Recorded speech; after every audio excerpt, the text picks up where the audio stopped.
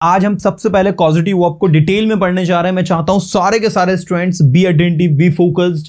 Today we are going to learn causative verb. Yes students, क्या पढ़ने वाले हैं आज हम? कॉजेटिव वर्ब पढ़ने वाले हैं। तो भाई कॉजेटिव वर्ब बना किससे? पहले आप कॉज का मीनिंग देखो। कॉज का मतलब होता है किसी चीज का कारण होना, उससे बना है कॉजेटिव वर्ब। ऐसी वर्ब जो एक नया मीनिंग क्रिएट कर दे। ठीक है, एक नया मीनिंग कैसे? जैसे देखो, टू गो। टू गो का मतलब होता है जाना।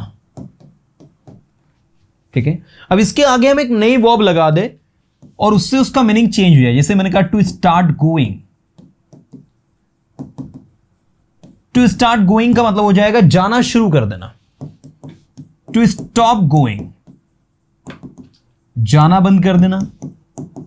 टू कीप गोइंग, जाते रहना। टू मेक समवन गो, किसी को जाने के लिए मजबूर कर देना। आप देख सकते हैं ना सारी की सारी स्थिति। टू हेल्प समवन गो, किसी की जाने में मदद करना। तो आप यहां पर अगर आप ध्यान से देखेंगे तो यहां start, stop, keep, make, help, to let someone go, किसी को जाने देना, लेट, ये सारी की सारी जो वर्ब्स हैं आपकी, they are causative verbs. Because ये जो है एक स्पेसिफिक वर्ब के आगे लगकर उसके मीनिंग को मॉडिफाई कर रही है। So the verbs that are used before any verb, जो किसी वर्ब के आगे यूज होकर उसके मीनिंग को मॉडिफाई कर दे, चेंज कर दे, उसमें एक नया कॉज क्रिएट कर दे, that's called the causative verb. आप देख सकते हैं सारी की सारी कॉजेटिव वर्ब यहां पर लिखी हुई है। अब हमें यह देखना होगा कि स्टार्ट के बाद वर्ब में आईएनजी लगा, स्टॉप के बाद आईएनजी लगा, कीप के बाद आईएनजी लगा। मतलब तीन ऐसी कॉजेटिव वर्ब है जिनके बाद अगर अब वर्ब आ रही है तो वो अगली वर्ब में आईएनजी लग रहा है। इसका मतलब ये होगा स्टार्ट आप जहां भी आप यूज करोगे, जैसे आपने स्टार्ट टेंस के साथ यूज किया। टेंस में आपने पहला टेंस यूज किया सिंपल, दूसरा आपने किया कॉन्टिन्यूअस, तीसरा आपने किया परफेक्ट और चौथा आपने किया परफेक्ट कॉन्टिन्यूअस। तो ये पूरे 12 टेंस के साथ आप स्टार्ट को जब यूज करेंगे तो सब्जेक्ट जहां वर्ब की फर्स्ट फॉर्म लगा रहे थे वहां आप स्टार्ट लगाओगे, जहां फिफ्थ फॉर्म लगा रहे थे वहां स्टार्ट्स लगाओगे, वर्ब में आप आईएनजी लगाओगे प्लस ऑब्जेक्ट। मैंने कहा आप इंग्लिश बोलना शुरू करते हो या कर देते हो, यू स्टार्ट स्पीकिंग इंग्लिश। आप इंग्लिश पढ़ाना शुरू कर देते हो, यू स्टार्ट टीचिंग इंग्लिश। आप यहां आना शुरू कर देते हो, यू स्टार्ट कमिंग हियर। आप वहां जाना शुरू कर देते हो, यू स्टार्ट गोइंग देयर। आप लिखना शुरू कर देते हो, you start writing. Come on, you start writing. आप पढ़ाना शुरू कर देते हो, यू स्टार्ट टीचिंग। आप लिखना शुरू कर देते हो, you start writing. You know, तो जो काम करना आप शुरू कर देते हो उसके लिए आपने लिखना शुरू कर दिया, यू स्टार्टेड राइटिंग। जो काम करना आपने शुरू कर दिया और जो काम करना आप शुरू कर देते हो, दो अलग अलग स्थिति है, दो अलग अलग सिचुएशन है।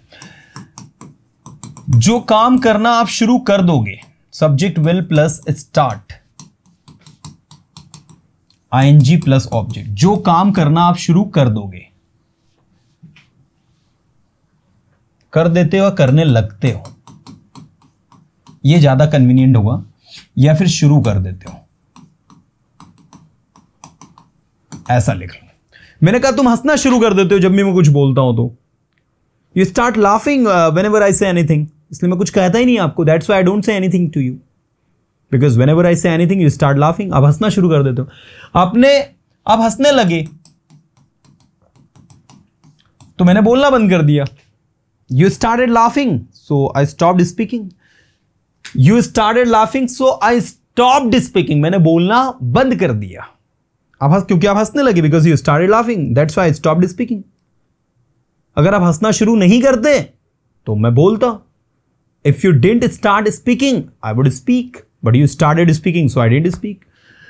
नाउ यू स्टार्टेड स्पीकिंग मतलब वहां हंसने लगे या आपने हंसना शुरू कर दिया। आप हंसना शुरू कर दोगे अगर मैं कुछ कहूंगा तो।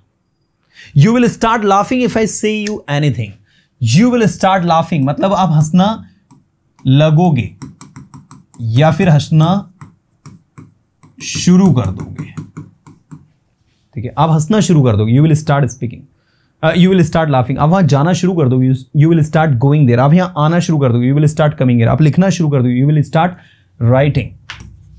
ऐसे ही कॉन्टिन्यूस टेंस में इसको हम यूज नहीं करते हैं कि आप इंग्लिश सीखना शुरू कर रहे हो, ऐसा कुछ है ना, इसलिए हम इसको डायरेक्ट परफेक्ट टेंस में यूज करेंगे। Subject plus has have plus started plus ING with verb plus object. जब आप किसी से कहें कि आपने कोई काम करना शुरू कर दिया है, जैसे मैंने कहा मैंने इंग्लिश बोलना शुरू कर दिया है, I have started speaking English, क्या कहोगे? शुरू कर दिया है, ओके। या फिर आप कोई काम करने लग गए हो, मैंने इंग्लिश बोलना शुरू कर दिया, I have started speaking English, मैंने इंग्लिश बोलना शुरू कर दिया था, मैंने इंग्लिश बोलना शुरू कर दिया था, क्या कहोगे इंग्लिश में? आई हैड स्टार्टेड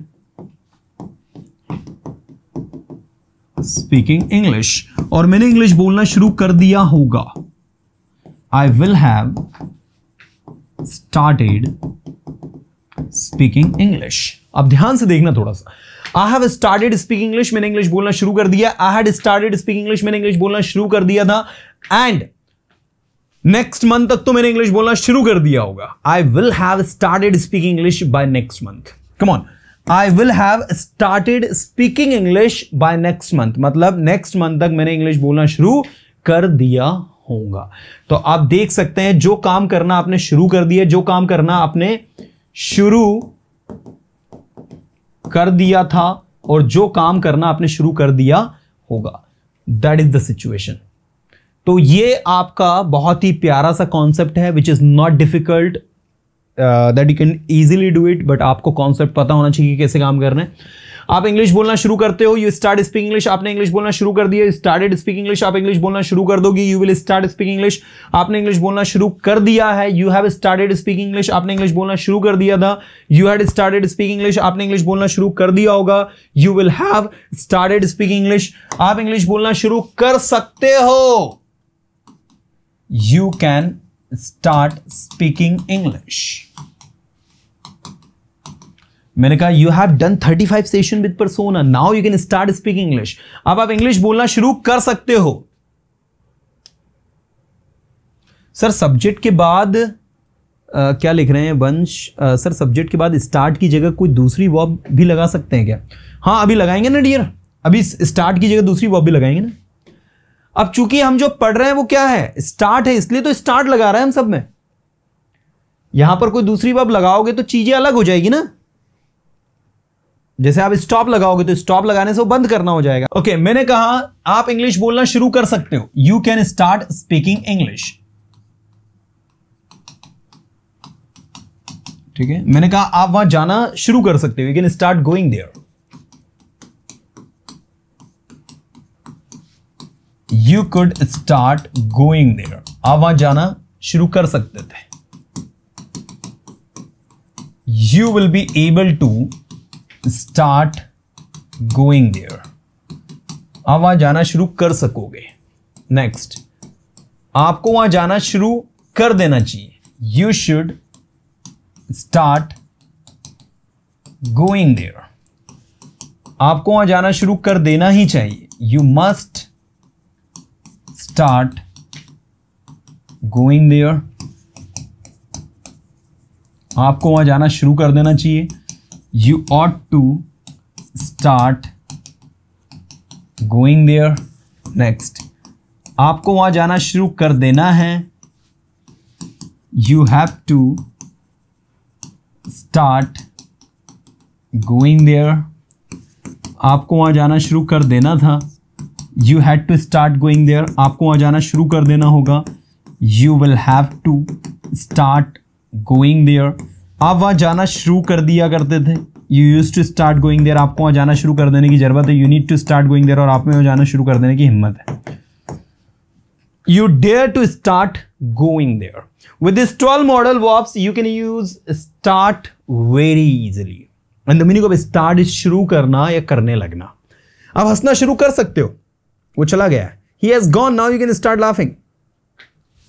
आप अपनी हंसी को कंट्रोल कर रहे हो, you are controlling your laughter, you know, somebody cracked a joke and you are just controlling your laughter because somebody is there, and you don't want to laugh before them, and now he has gone, so I would say now you can start laughing. He has gone, now you can start laughing. अब आप हंसना शुरू कर सकते हो. Come on, अब आप हंसना शुरू कर सकते हो. राइट, अब आप हंसना शुरू कर सकते हो, मतलब हंसने की आप प्रोसेस जो है वो शुरू कर सकते हो. He has gone, he has gone मतलब वो क्या है, वो चला गया है. ऐसे ही अब हंसना शुरू कर सकते थे. You could start laughing. अब हंसना शुरू कर सकोगे. You will be able to start laughing. आपको हंसना शुरू करना चाहिए, शुरू कर देना चाहिए.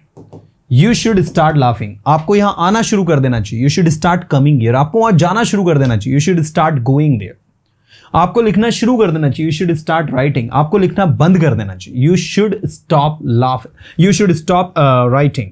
आपको लिखना शुरू कर देना है. You have to start writing. आपको बोलना शुरू कर देना. You have to start speaking. आपको बोलने लग जाना है. You have to start speaking. आपको रोने लग जाना है जैसे ही वो आपको डांटे. You have to start laughing as soon as he called you, या as he called you. You have to start laughing loudly, है ना. आपको जोर से जो है रोना शुरू कर देना है. So that is the way to walk. हां, एक और सवाल जो अक्सर स्टूडेंट पूछते हैं कि सर ये बिगिन क्या है. फिर ये बिगिन भी तो हमने सुना है कहीं पर. तो भैया बिगिन जो है ये कॉजेटिव वर्ब में नहीं काउंट होता है, क्योंकि बिगिन के साथ टू लगता है. देखिए इधर, जैसे मैंने कहा I begin to speak English. मैं इंग्लिश बोलना शुरू कर देता हूं. तो ये देखो, ये बिगिन जो है यहां पर ये वर्ब है, एक्चुअल में कॉजेटिव वर्ब नहीं है. कॉजेटिव वर्ब किसको कहेंगे? वो वर्ब जो टू के बिना लगे. किसके बिना लगे? टू के बिना लगे. टू के बिना किसी मेन वर्ब के साथ लग कर एक नए मीनिंग को कैरी करे, वो कॉजेटिव वर्ब. ठीक है, तो बिगिन जो है this is not a causative verb. ठीक है, क्योंकि बिगिन के अगर लगाओगे आप स्टार्ट किया तो टू लगाना. जैसे देखो, आपने कहा मैं इंग्लिश बोलने लगा, तो बिगिन की सेकंड फॉर्म लगेगी begin. I begin to speak English. और स्टार्टेड लगाओगे तो आई स्टार्टेड स्पीकिंग इंग्लिश. आप देख सकते हैं. अगर आपने कहा सर मुझे स्टार्टेड को as a positive verb use नहीं करना है, तो आप इसको ऐसा भी लिख सकते हैं, I started to speak English. अब आप कहोगे सर इन दोनों में अंतर क्या है? अंतर सिर्फ इतना है कि यहां स्टार्टेड पॉजिटिव वर्ब की तरह काम कर रहा है, यहां स्टार्टेड सिंपल एक वर्ब की तरह काम कर रहा है, पॉजिटिव वर्ब की तरह नहीं. इसलिए देखो टू लगाया है, और टू के बाद वर्ब में फर्स्ट फॉर्म लगेगा. यहां टू नहीं लगाया तो वर्ब में आईएनजी लगाया हमने. आप कहोगे सर क्या ये गलत है? भैया ये भी सही है, ये भी सही है, लेकिन चूंकि हम लोग पॉजिटिव वर्ब पढ़ रहे हैं इसलिए मैं आपको सिर्फ पॉजिटिव वर्ब वाले यूजेस ही बता रहा हूं. वो भी बनते हैं, गेटिंग. बट मैंने आपसे क्या कहा, ये जितनी भी वर्ब्स आपके सामने लिखी है, देखना इधर, start, stop, keep, make, help, let, ये सब जो है आपकी वर्ब से डायरेक्ट कनेक्ट होती है.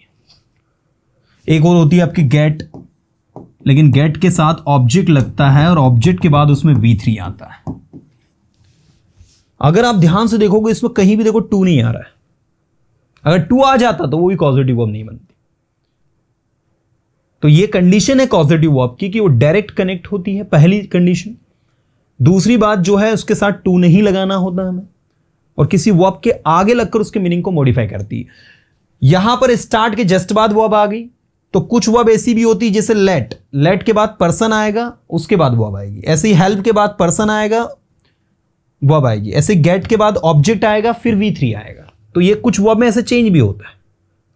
तो हमें ये पता होना चाहिए किस किस के साथ है. अभी जो मैं आपको पढ़ा रहा हूं स्टार्ट पढ़ा रहा हूं, फिर मैं आपको स्टॉप बताऊंगा, कीप बताऊंगा. तो पहले ये तीन को समझना, उसके बाद फिर इन पर जाना, और स्टेप बाय स्टेप समझेंगे तो स्टेप बाय स्टेप हम प्रॉपर सीखेंगे भी.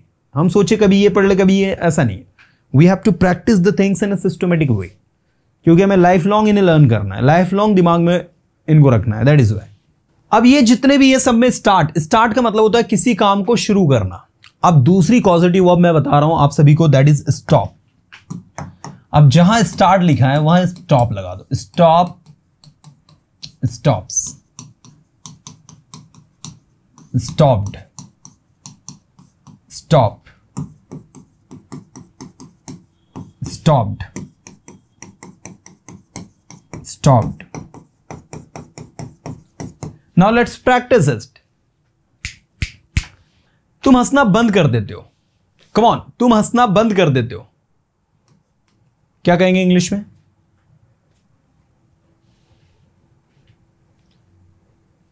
तुम हंसना बंद कर देते हो, यू स्टॉप लाफिंग। तुमने हंसना बंद कर दिया, यू स्टॉप्ड लाफिंग। तुम हंसना बंद कर दोगे, यू विल स्टॉप लाफिंग। तुम वहां जाना बंद कर दोगे, you will stop going there.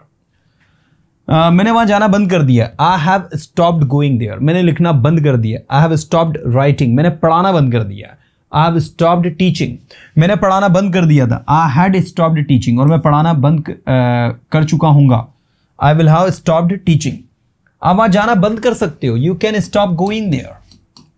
आप वहां जाना बंद कर सकते थे, you could stop going there. आप वहां जाना बंद कर सको, you will be able to stop going there. आपको वहां जाना बंद कर देना चाहिए, you should stop going there. आपको वहां जाना बंद कर देना चाहिए, you should stop going there. आपको वहां जाना बंद कर देना चाहिए, you should stop going there. आपको वहां जाना बंद कर देना है, you have to stop going there. आपको वहां जाना बंद कर देना था, you had to stop going there. आपको वहां जाना बंद कर देना होगा, you will have to stop going there. आप वहां जाना बंद कर दिया करते थे, you used to stop going there. आपको वहां जाना बंद कर देने की जरूरत है, you need to stop going there. और आपको वहां जाना बंद कर देने की हिम्मत है, you dare to stop going there. Come on, you dare to stop going there. आपको वहां जाना बंद कर देने की हिम्मत है। So this is the way to walk. ये आपका फर्स्ट, ये आपका सेकंड, ये आपका थर्ड और ये आपका फोर्थ। आप देख सकते हैं कि 4 अलग अलग सिचुएशंस हैं आपकी, चारों के अपने अलग अलग मायने हैं। ओके, मैंने कहा आप इंग्लिश बोलना शुरू कर सकते हो, come on, you can start speaking English. आप इंग्लिश बोलना शुरू कर सकते थे, you could start speaking English. आप इंग्लिश बोलना बंद कर सकोगे, अब जैसे ही बंद आया, you will be able to stop speaking English. आपको इंग्लिश बोलना बंद कर देना चाहिए, you should stop speaking English. आपको वहां जाना बंद कर देना चाहिए, you should stop going there. आपको यहां आना शुरू कर देना चाहिए, you should start coming here. आपको लिखना शुरू कर देना चाहिए, यू शुड स्टार्ट राइटिंग। आपको बोलना शुरू कर देना चाहिए, you should start speaking. So this is the way to work. ये तरीका है, ये पैटर्न है। जब इस तरीके और पैटर्न के साथ आप चलोगे, then things are going to be very easy. चीजें आपके लिए बहुत ज्यादा इजी और आसान हो जाएंगी। तो 2 पॉजिटिव वर्ब, उम्मीद करता हूं स्टार्ट एंड स्टॉप आपके दिमाग में फिट हुई होगी। स्टार्ट का मतलब होता है शुरू करना, स्टॉप का मतलब होता है बंद करना। And most of the time you must have seen I asked you questions based on start and stop, and what I have noticed, the good thing is that you guys translated right. It means you already know it. What you need to do is to practice them again and again to have fluency. Let's talk about the next causative verb that we have is keep. Keep का जो meaning होता है वैसे होता है रखना, लेकिन यहां पर कीप का मतलब जो निकलेगा एज ए पॉजिटिव वर्ब वो रहेगा कंटिन्यू किसी काम को करते रहना। तो जिस भी एक्शन के आगे, वर्ब के आगे कीप लगेगा, उस एक्शन को आप कंटिन्यू करते रहते हो। जैसे मैंने कहा वह हंसते रहता है, कम ऑन, वह हंसते रहता है, क्या कहोगे इंग्लिश में? He keeps laughing. तुम हंसते रह सकते हो, यू कैन कीप लाफिंग। तुम हंसते रह सकते थे, यू कुड कीप लाफिंग। तुम हंसते रह सकोगे, you will be able to keep laughing. तुम्हें हंसते रहना चाहिए, You should keep laughing. तुम्हें हंसते रहना ही चाहिए, You must keep laughing. तुम्हें हंसते रहना चाहिए, You ought to keep laughing. तुम्हें हंसते रहना है, have to. You have to keep laughing. तुम्हें हंसते रहना था, You had to keep laughing. तुम्हें हंसते रहना होगा, you will have to keep laughing. Okay, मैं हंसते रहा करता था, I used to keep laughing. तुम्हें हंसते रहने की जरूरत है, you need to keep laughing. और तुम्हें हंसते रहने की हिम्मत है, you dare to keep laughing. You can see that keep का मतलब होता है किसी काम को करते रहना, that is the thing. Next, मैंने कहा तुम हंसते रहते हो, यू कीप लाफिंग। तुम हंसते रहे, You kept laughing. तुम वहां जाते रहे, यू कैप्ट गोइंग देयर। कोई काम आप करते रहे, ता रहे, ते रहे, है ना, और तुम वहां जाते रहोगे, you will keep going there. मैं यहां आता रहूंगा, I will keep coming here. मैं इंग्लिश सीखते रहूंगा, I will keep learning English. मैं इंग्लिश सीखते रहूंगा जब तक कि मैं अच्छे से इंग्लिश नहीं सीख जाऊं sir. I will keep learning English until I learn English very well. बोलो एक बार, सर मैं इंग्लिश सीखते रहूंगा जब तक कि मैं अच्छे से इंग्लिश ना सीख जाऊं। Sir I will keep learning English until I learn English very well. जब तक मैं अच्छे से इंग्लिश ना सीख जाऊं। मैं आपकी वीडियोस देखते रहूंगा जब तक मैं कॉन्फिडेंटली बोलना शुरू ना कर दूं। आई will keep watching your videos until I start speaking English confidently. एक बार बोलो, दो पॉजिटिव हो भाई उसमें। मैं आपके वीडियो लेसन्स देखते रहूंगा, I will keep watching your I will keep watching your video lessons until I start speaking English confidently.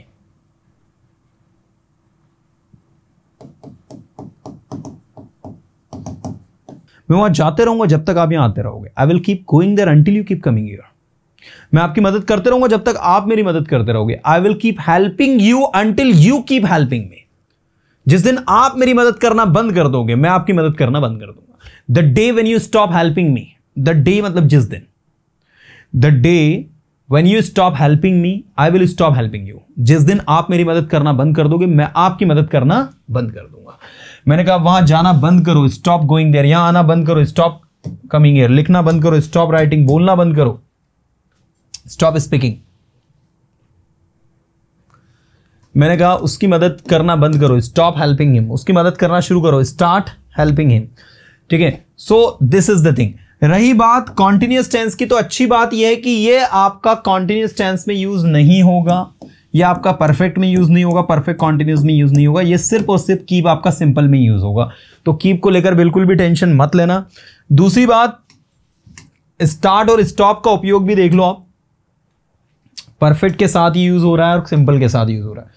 Continuous और परफेक्ट कॉन्टिन्यूअस में यूज नहीं करते हम। ऐसा नहीं बोलते ना कि I am starting speaking English, मैं इंग्लिश बोलना शुरू कर रहा हूं। नहीं, हम क्या बोलते हैं इसके बदले, I am going to speak English. मैं इंग्लिश बोलने वाला हूं, I am about to speak English.